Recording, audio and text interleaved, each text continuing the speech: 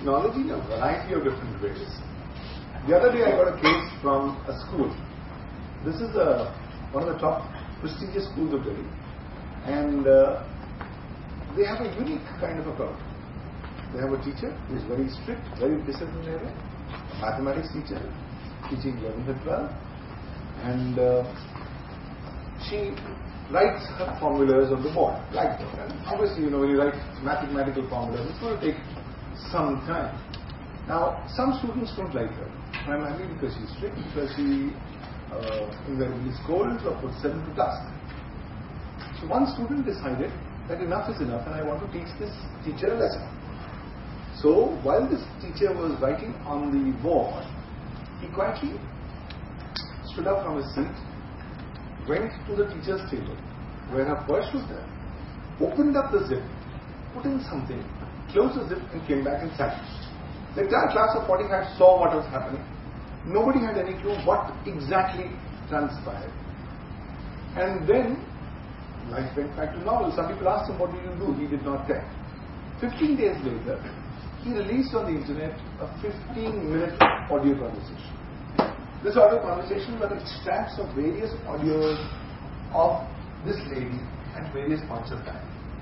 Further investigations revealed that this boy had put in an audio chip into the purse of the teacher, and the audio chip was enabled 24/7. It was capturing all audio that he was collecting, transmitting to a remote location, and then the choicest or the most incriminating of the conversations were picked up. So you'd expect a teacher would go back home, she'll take her purse to her bedroom, she'll talk to her family, her husband, all kinds of private personal communications got recorded, and finally that was put up on the internet, 15 minutes. The matter, she reported the matter to the school. The school did not want to, shall I say, report to the police. Consequently, it was done, some private investigations were done.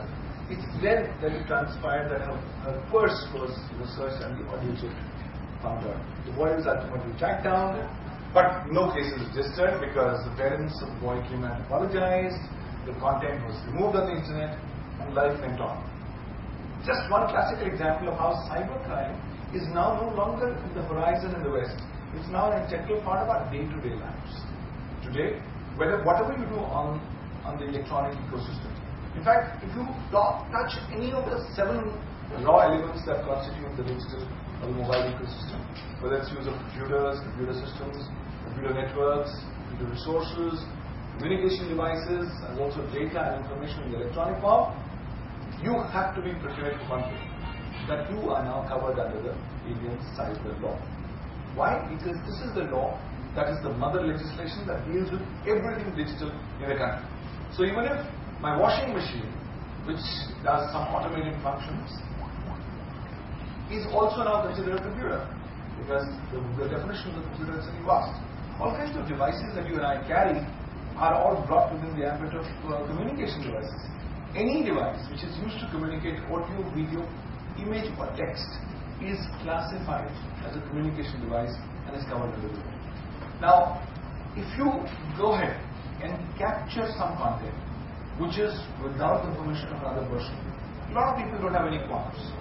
For example, the other day I was looking at a academic research conference. I found some academician giving up some unique propositions on the slide.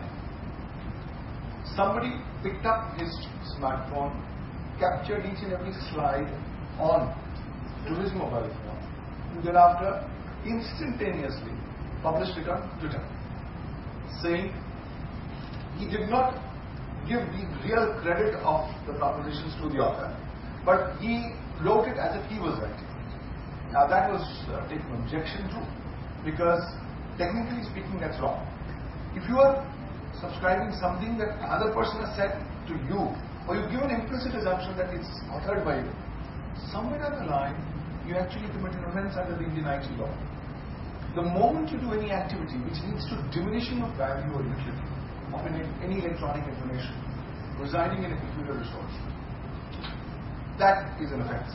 3 years imprisonment, 5 lakh rupees fine. The moment you affect any electronic information injuriously by any means, that's an offence. Another 3 years imprisonment, 5 lakh rupees. Now I'm going to tell you a case, and I want you to tell me what's wrong in this case, because this appears to be a normal Bollywood masala film kind of a case. A boy silently loves a girl somewhere in South India, and it's a one-sided love.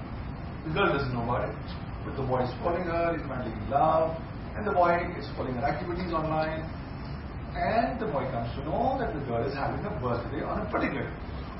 So he decides to give her a surprise. He goes to a local bakery and tells them, please I order a 2 kilo Black Forest cake. On the relevant date, please have this hand delivered to the girl at her residence address, please yours. He also has another condition. He says, I want to email you a photo of this girl. Please print the face of this girl on the cake and then send it to her. That's my gift to her. Of course, don't send it, don't disclose my name. So he emails a photograph that he picks up from the internet, one of the public profiles of the girl, and from his email account he emails to the email of the bakery. And the bakery fulfills the order, prints the face of the girl on the cake and hand delivers it to the girl's house on the birthday. The unfortunate part happens that the girl doesn't receive it, her father receives it. I pause here. Is there anything wrong till now? Anything you think it's problematic that can have some legal connotations? None that we could think of. However, all our perceptions are absolutely wrong. The father of the girl gets mad, he goes to a local police station and gets a case registered against the boy under section 66A of the Information Technology Act. It's an offence punishable with 3 years imprisonment and fine. What is the offence? When you actually go ahead and send information which is aimed primarily to cause annoyance or which has menacing character, that is also now an offence. And ladies and gentlemen, you have to now really tighten your belts, because we saw the Delhi gang rape case, right? That was an eye-opener, that was shocking. But the reactions to the same are bizarre to say the least. In a quick hurry, the government has amended the criminal law of the country. And the Criminal Law Amendment Act 2013 has been now signed by the President a couple of days back. It's already been passed unanimously by both the houses of Parliament. It's so huge, it's defined stalking, and which includes electronic stalking. If you make any gesture to a woman in the electronic form, mere gesture, that is an offence with 3 years in prison, provided the girl says that she's being harassed by this. Physical world, you do a small gesture, any gesture,